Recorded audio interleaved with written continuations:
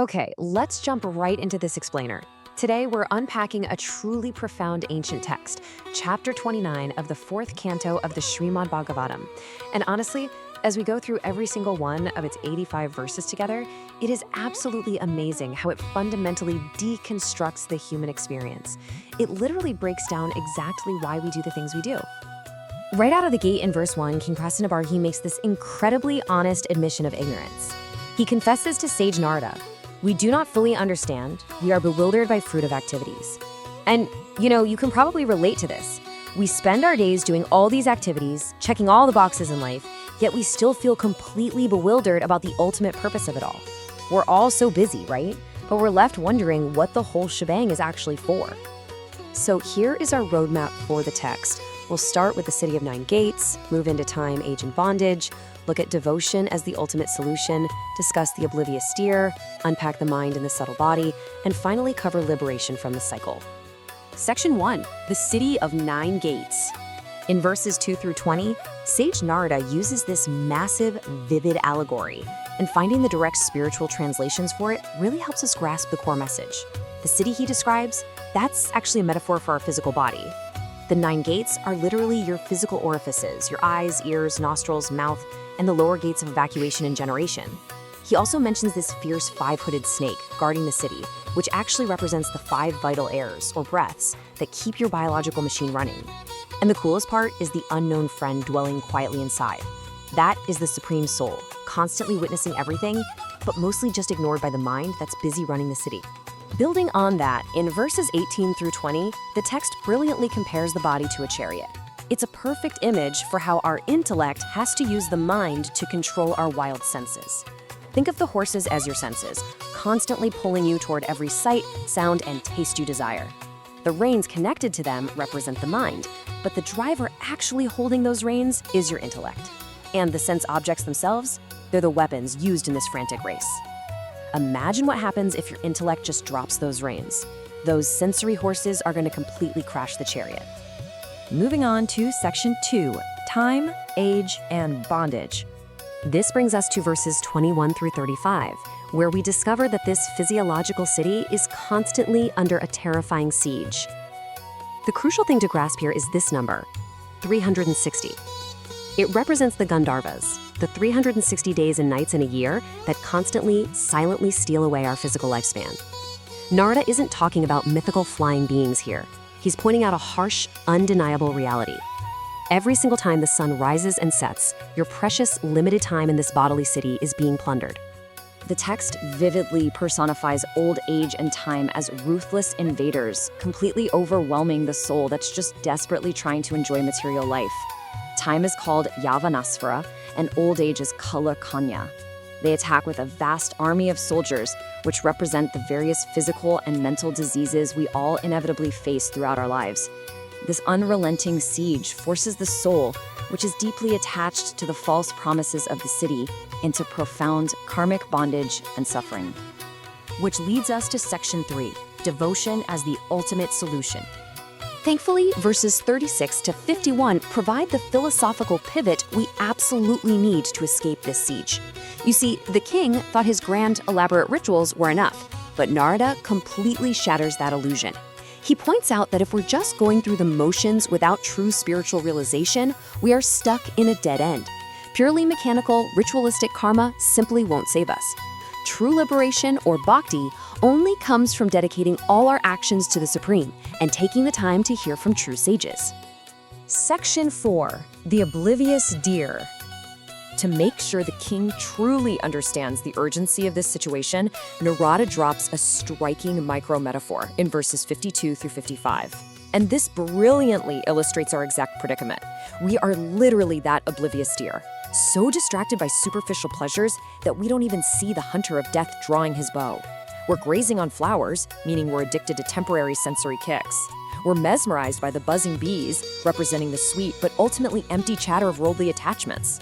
Because we're so hyper-focused on all this, we totally ignore the wolves of passing days and nights. And tragically, we remain completely blind to the hunter waiting right behind us. Now, this horrifying image prompts King Prācīnabarhiṣat to interrupt in verses 56 to 59 with the exact pivotal question we should all be asking. He basically says, wait a minute, If the physical body is destroyed and burned to ash here, how does it actually suffer the reactions of its karma in the next world? What exactly is carrying the debt? And that phenomenal question brings us to section 5, mind and the subtle body. Verses 60 through 79 are where Nārada just pulls back the curtain and reveals the hidden mechanics of the mind. The answer to the king's question? It's the linga sharira. Think of it as an invisible, subtle body that acts as the hard drive for your consciousness, transferring all your karmic data even after your physical hardware dies. While your physical body is just disposable hardware, this subtle body holds all your software.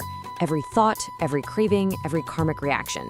It transfers all of it seamlessly, ensuring absolutely nothing is lost when the physical body expires.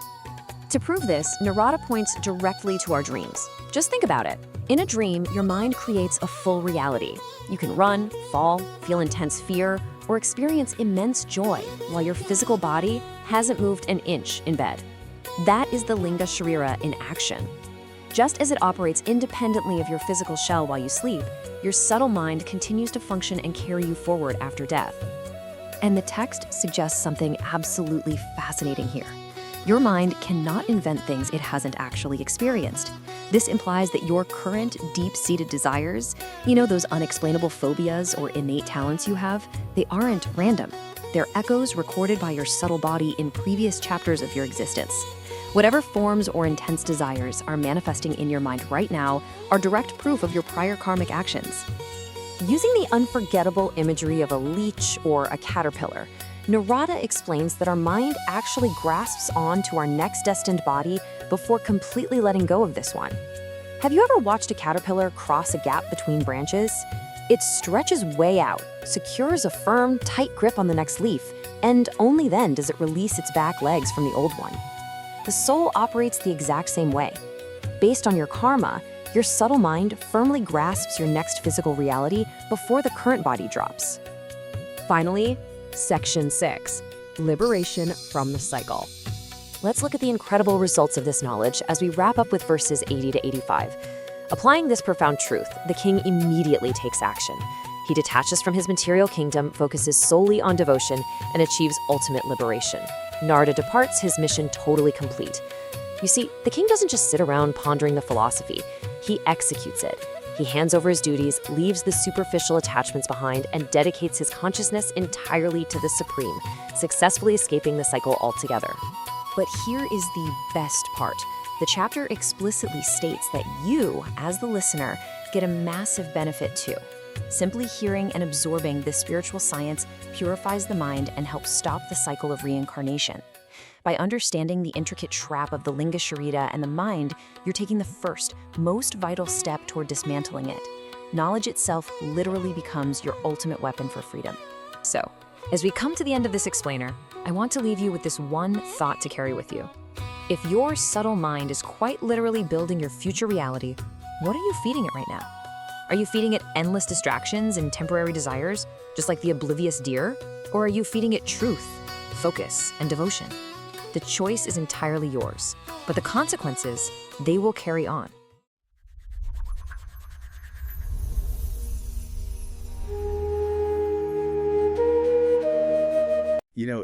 It's funny, when you put on one of those high-end virtual reality headsets, for the first few seconds, you're just acutely aware of the heavy plastic pressing against your face. Right. Yeah, it's just a screen. Exactly. You know you're standing in your living room. Your brain is still, completely grounded in the physical space. I mean, you know exactly where your coffee table is, and you're consciously trying not to kick it. Right. But give it 5 minutes, maybe 10. Suddenly you're ducking under digital laser beams, your heart is racing, your palms are sweating. You have completely forgotten the physical room you're standing in. Oh, totally. The illusion just becomes your inescapable reality. It is the ultimate vanishing act of the human mind. We lose the observer and just become the participant. And that vanishing act, that complete, unquestioning immersion into an illusion, is exactly what we are tearing apart on today's deep dive. Yeah, it's a fascinating one today. It really is. We are looking at a 3,000-year-old text that essentially diagnosed our virtual reality problems centuries before silicon chips even existed. We are diving deep into the ancient Śrīmad Bhāgavatam. Specifically, Canto 4, Chapter 29. Right. And it's this incredibly dense, philosophically rich dialogue between a remarkably wise sage named Nārada and a ruler named King Prācīnabarhiṣat. It basically claims we are all stuck in a biological meat suit, taking the game way too seriously. It really is a masterpiece of spiritual psychology. The sage isn't just trying to tell a cool story here. He's trying to completely dismantle the king's entire worldview. And by extension, our worldview. I mean, today's mission is to decode every single verse of this profound chapter. It's the ultimate who am I puzzle. We're exploring the soul, the body, the mechanics of reincarnation. Unpacking all of it. Yeah. So, for everyone listening, you are about to hear some of the most striking ancient analogies ever recorded about how you experience reality. Let's just unpack this. We start right where the source begins, with the confession. Right, verse 1. Yes, the king basically admits to the sage, I don't understand anything you've taught me previously, and he knows exactly why. He says his mind is completely clouded by a desire for material activities. Yeah, he's just too caught up in doing things. He's obsessed with accumulating wealth, power, ritualistic status. His mind is so tethered to the physical world that, like, spiritual concepts just bounce right off him. He's stuck in the VR game. Precisely, and the sage recognizes this. He knows that delivering a dry academic lecture on metaphysics is going to be totally useless. The king just won't absorb it. Right. So he launches into this epic, sweeping allegory to slip the truth past the king's defenses. He introduces a character named Purañjana, which literally translates to one who enjoys in a body. Okay. And Purañjana represents the individual soul. So you, me, everyone listening. And Purañjana is wandering around looking for a place to live, and he eventually settles in this elaborate city. But the city is a metaphor for the physical body. And the text specifically notes this city can have 2 legs, 4 legs, many legs, or no legs at all. Which is such a brilliant way to say the soul can inhabit a human, an animal, an insect, or even a plant. Wow, yeah. But what's really fascinating here is who is sitting right there in the city with him. Purañjana has a friend called Avijnana. Right, which translates to the unknown one. Exactly. And this friend represents the Supreme Lord residing right there in the heart alongside the individual soul. But the friend is entirely unknown to Purañjana. Like, he cannot be comprehended simply by material names or activities. So the ultimate truth, the ultimate companion is sitting right next to him and he's just totally ignored. Yep, why? Yeah. Because Purañjana is entirely focused on the queen of the city. Ah, yes. The queen. Her name is Pramada, and she personifies intelligence. But we have to be specific here. She represents material intelligence. Right, that's an important distinction. Yeah, she is the psychological force that creates the deep binding illusion of I and mine. She dictates what the soul actually cares about. Okay, let me pause here because this is wild. So it's like we are just passengers in this highly complex biological machine, and we are blindly taking orders from the queen of our own material intelligence. That's exactly it. The soul just does whatever the intellect says will bring it pleasure. And if we connect this to the bigger picture, it completely changes how you view your own body. I mean, the way the text maps out the city's defenses and gates is incredibly detailed. It's basically a brilliant anatomical map disguised as urban architecture. The city has 9 gates. The east gates represent the eyes, the nostrils, and the mouth. The primary ways we interact with what's in front of us. Right. But the ears are split up, right? Like the south gate is the right ear and the north gate is the left ear. Why make that distinction? Why not just group them together like the eyes? Because they represent 2 completely different ways of processing sound and knowledge. In this ancient context, the right ear, the south gate, is associated with ritualistic knowledge. Tradition, rules. It's the ear you use to learn how to succeed in the material world. But the left ear, the north gate, is associated with spiritual knowledge, liberation, transcending the material world. That's amazing. And the west, or the lower gates, represent the genitals and the rectum. The text associates these with evacuation, base desires, and degradation. Yeah, the literal lower functions. Right. And what about the workers in this city? The text says the senses are his friends. The actions of those senses are female friends. The vital air, the breath keeping the body alive, is a 5-hooded snake guarding the whole thing. The details are incredible. But my absolute favorite part, the hands and legs are described as blind men just taking orders. It's so accurate, isn't it? I mean, your hands and legs don't have consciousness of their own. They don't philosophize. They just blindly execute whatever commands the mind gives them. Yeah, they're just heavy machinery. Exactly. And all of this chaotic activity registers in one central place, the inner chamber of the city, which is the heart. That is where the mind sits, experiencing the illusion, oscillating constantly between joy and sorrow, based entirely on whatever the queen dictates. Okay, so we have this highly organized static city. We're getting a tour of the meat suit. But then the metaphor completely shifts gears. Suddenly we aren't in a static city anymore. Right, a major shift happens here. The text transforms this structure into a moving vehicle. Huh? Why the sudden switch? Well, because the sage needs the king to realize that the body isn't some permanent fortress, it's degrading, it's moving through time. Oh, I see. So the allegory dynamically shifts to a chariot. The body is the chariot, the 11 senses are now wild horses pulling it. The 2 wheels are your pious and impious karma, the good and bad actions propelling you forward. Okay, so what's steering? The mind acts as the reins, and that material intelligence, the queen, is now the driver. And where is this chariot racing to? It's running after a mirage. It's desperately chasing external material happiness that it will never actually catch. Wow. But worse than that, while it's chasing this mirage, the chariot is under relentless invisible attack. Right, the attack of time. The text describes the passing year as this fast, unstoppable force named Caṇḍavega. And this force has a massive army. 360 days and nights? Yeah, the 360 days are male soldiers, the 360 nights are female soldiers, Yeah. and they are literally plundering the soul's lifespan day by day, night by night. It paints this incredibly vivid picture of old age as a woman named Kalakanya. Which translates to a daughter that nobody welcomes. Exactly, nobody wants her to visit their house. But death welcomes her as his sister. They work together. Diseases are their foot soldiers, and fever leads the charge. If we connect this to the bigger picture, it's a terrifyingly accurate view of cellular aging and mortality. Okay, I have to stop you there and push back for a second, because, I mean, this sounds incredibly pessimistic. Reading this, it sounds like life is just a terrible, doomed chariot ride, where you're constantly being attacked by days and nights. I get that, yeah. Are these ancient texts just trying to scare you with this imagery of time thieves? Or is there a deeper psychological point here? Because to a modern listener, this just sounds depressing. I completely understand why it sounds that way, but the intention is absolutely not to depress the listener. This raises an important question about fear versus awareness. Okay. The sage isn't trying to induce panic. He's trying to shatter a profound state of human denial. Denial about aging. Exactly. We live our lives assuming the chariot has an infinite amount of road. We ignore the structural damage. By personifying time as an invading army, the text is forcing a psychological awakening. Oh, I see. It's saying, wake up from your ignorance. Stop pretending the chariot isn't breaking down while you chase mirages.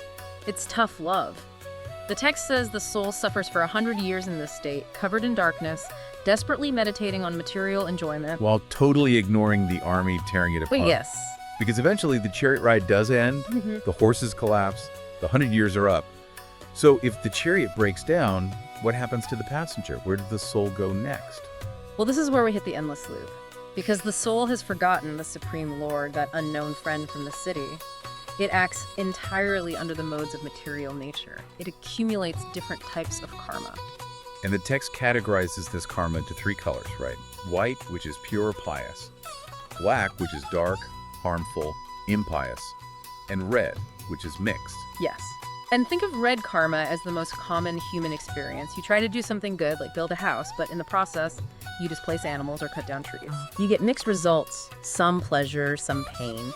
And this accumulated karma is the exact formula that forces the soul into its next physical form. You could become a demigod, a human, an animal, male, female. Whatever the karma dictates. Exactly. The soul just takes that shape. And to explain this wandering, the text uses this visceral, kind of heartbreaking analogy of a starving dog. It really hits home. Just imagine a stray, starving dog wandering from door to door in a neighborhood. Sometimes it approaches a house where the owner is kind and the dog gets a warm meal and a place to sleep. But the next day... The next day, it wanders to a house where the owner is cruel and it gets kicked out into the street. The dog has no ultimate control. It's just at the mercy of wherever it wanders. And that's us. Yeah. The soul wanders high and low through different lifetimes, experiencing temporary pain and temporary pleasure based entirely on its destiny and past karma. Right. But here's the crucial philosophical pivot the sage makes. If you hear that dog analogy, your first instinct is probably, okay, I just need to be a really good dog.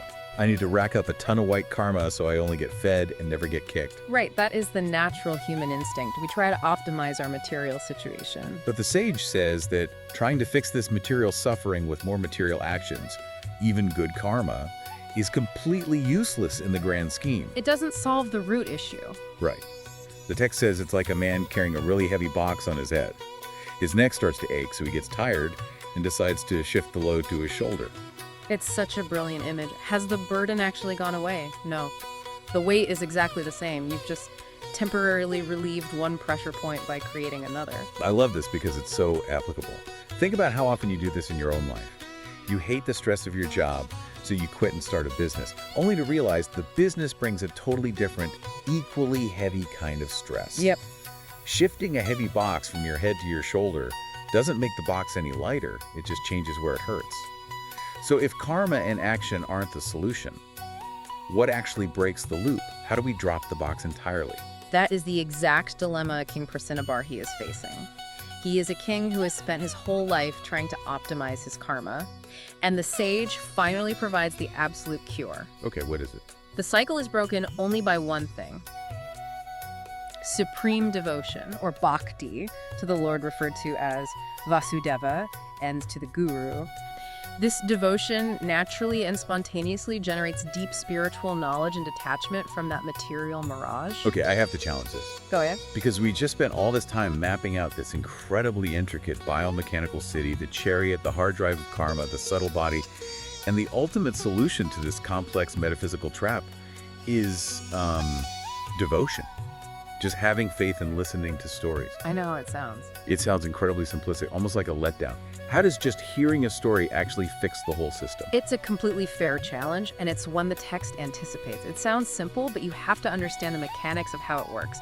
The text gives a very specific method. Hearing. Yes.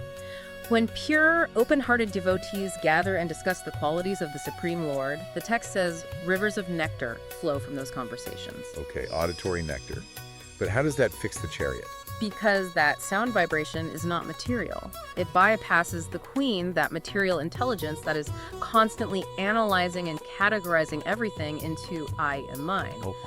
Anyone who drinks this auditory nectar with an open heart is directly nourishing the soul. They are completely freed from hunger, thirst, fear, grief, illusion, because the sound vibration reconnects them directly with the unknown friend in the heart. So it's essentially a frequency that shatters the VR headset. Precisely. And the text takes a sharp turn here to point out a wild paradox. It explicitly notes that even the greatest authorities and cosmic gods beings like Brahma, Shiva, Manu, they cannot truly see or understand the Supreme Lord simply by studying vast Vedic texts or chanting complex mantras or performing intense austerities. Wait, really? So even the most educated cosmic scholars in the universe can't figure it out just by studying or doing rituals? Not just by doing that, no. It's like having every instruction manual in the world, memorizing every diagram of an engine, but still not knowing how to actually drive the car. That's a perfect way to look at it. You cannot hack your way to the ultimate truth through sheer brain power or rigid rule following. And the sage is emphasizing this specifically for the king's benefit. Because King Prācīnabarhi was utterly obsessed with rituals. Exactly. He had basically covered the entire earth with sacred kusa grass and was performing endless animal sacrifices, thinking this was the guaranteed path to perfection. Right. He was trying to buy his way into heaven with the perfect red and white karma. The sage needs to give him a massive reality check. So he calls the king and anyone who thinks like him smoky-minded. Their vision is literally obscured by the smoke of their own ritual fires. They're confusing the means with the end. True work, the sage says, is only what pleases Hari, the Supreme Lord. True knowledge is only what leads to him. Everything else is just moving the heavy box around. And to really drive this point home, to completely shatter the king's smoky-minded complacency, the sage delivers this cinematic, brutal, final warning. It's known as the deer analogy. Oh, this part is intense. So, listener, picture this. You are a deer grazing in this beautifully lush, fragrant flower garden. The garden represents comfortable household life. Right. The deer is completely distracted, completely mesmerized by the sweet buzzing of bees all around it, and those bees represent the sweet, flattering words of your family, your friends, your social circle. It's a picture of total intoxicating comfort. The deer feels perfectly safe. But it's a trap. Because while the deer is entirely focused on the buzzing bees, it is completely ignoring the pack of wolves standing right in front of it. And the wolves represent those passing days and nights we talked about earlier, actively stealing its lifespan. And if that wasn't bad enough, sneaking up directly from behind is a hunter, drawing back an arrow. The hunter is death. And the sage basically yells at the king, "Give up this illusion. You are the deer. Take ultimate shelter before the arrow hits." It is quite literally an ancient jump scare. It's designed to jolt the listener out of their comfort zone. And think about how universal this is for a second. I mean, if you're listening to this on your commute right now or while you're walking your dog, think about the bees in your own life. Yeah, what are you distracted by? What are the comforting distractions you are listening to right now? The social media scrolling, the flattering emails, the obsession with status, while the wolves of time are quietly stealing your days. We are all that distracted deer. And for King Prācīnabarhiṣat, it works. He is jolted awake. The deer analogy lands. But being a practical ruler, he still has one highly technical question before he fully commits. In verse 56, he basically says, okay, I understand that my physical body dies and my karma dictates the next life. But physically, mechanically, when a person dies and leaves their physical body rotting on a bed, how exactly does the karma travel to the next body? There has to be a vehicle. You can't just teleport. Right. If the physical brain dies, where do the memories and desires go? What's the bridge? The sage answers by introducing the concept of the subtle body. Your physical body is made of gross matter, flesh, bone, blood, but your subtle body is made of mind, intelligence, and false ego. Huh? The mind is the literal vehicle of karma. It carries your desires, your actions, and your attachments from one physical shell to the next. To explain this, the text uses a dream analogy, which I think makes it instantly understandable. Yeah, it's very clear. When you go to sleep tonight, your physical body is just resting there in bed, completely inert. It's basically a log. But your consciousness travel and act within your dream. You run, you speak, you feel terror, you feel joy. You are using your mind to experience a totally different reality, while the physical body does nothing. This raises an incredibly profound point about memory and desire. The mind is a vast trans-dimensional repository. It contains all past shapes, habits, and desires from countless previous lifetimes. The text states that if you see or experience something in your mind, like a profound, unexplainable desire, an irrational phobia, or a vivid image that you have definitely never encountered in this current physical lifetime, it is a downloaded memory from a previous life. Wait, so the mind is essentially the hard drive that gets unplugged from one biological computer and plugged into the next. Right. If you have files or desires you've never encountered in this life, they must be from an old download. Exactly. And the operating system running that hard drive is the false ego, that deep-seated sense of I and mine. Right. The text is very clear that this ego continues uninterrupted. It only briefly pauses or suspends during deep, dreamless sleep, during fainting, or at the exact traumatic moment of death. But the moment the new body is formed, it boots right back up. But how does the mind actually make the physical jump? Like, how does it grab the next body? The text gives this incredible analogy of a caterpillar or a leech moving across blades of grass. Yes. Think about how a caterpillar moves. It will stretch out from one blade of grass, reaching for the next, and it will absolutely not let go of its current footing until it has a firm grip on the next blade. Oh, that makes so much sense. It secures the future destination before fully releasing the past.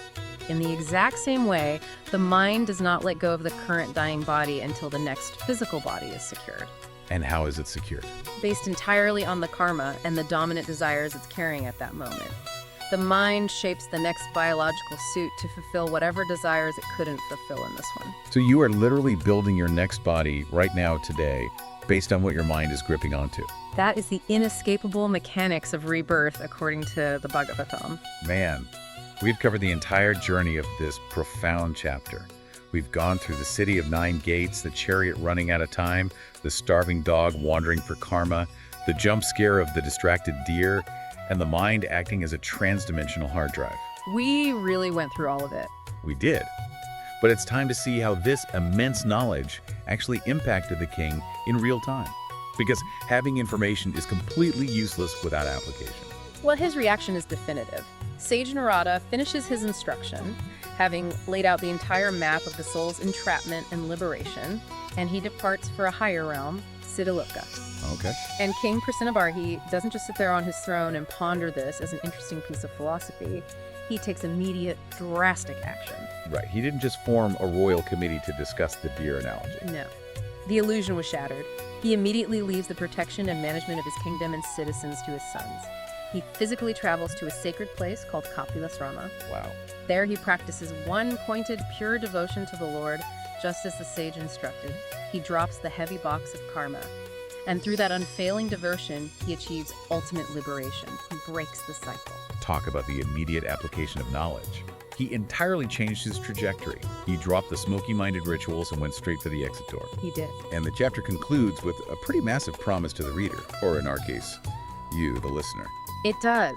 The text promises that anyone who listens to or shares this specific spiritual allegory, this exact breakdown of Puranjana, the city, and the subtle body, will be freed from that subtle body. They will stop wandering in the material world like that starving dog. Exactly. By understanding the mechanics of the illusion loses its power to hold you. We've systematically dismantled the VR headset of material life today. We saw how the queen of material intelligence locks us in the nine-gated city.